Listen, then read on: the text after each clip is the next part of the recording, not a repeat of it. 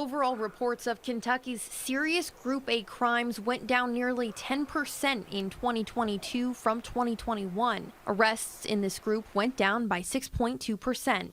That's according to Kentucky State Police. These crimes include homicide, human trafficking, and sex offenses. Any single report of homicide, robbery, or other violent crime is too many, but it shows how law enforcement in Kentucky have worked so hard to bring these numbers down from 2021.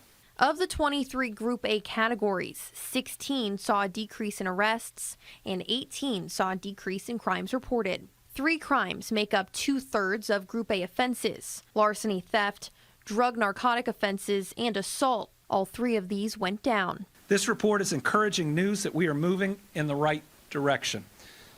This is what is possible when we work together to build each other up and to do what's best for our families. And Kentucky State Police say they're continuing their efforts to improve public safety in several ways, including with their new computer-aided dispatch system. We are the first agency in the nation to launch such a statewide cloud-based system. Commissioner Burnett says the CAD system went statewide June 25th. It includes KSP and 52 other agencies who they dispatch for. This will enable KSP to share critical, timely information with those agencies as well, while also improving efficiency and enhanced responder safety. According to KSP, the new system provides a text function and enables law enforcement to obtain a person's location upon them dropping a PIN notification on their cell phone. In Frankfort, Samantha Valentino, WKYT.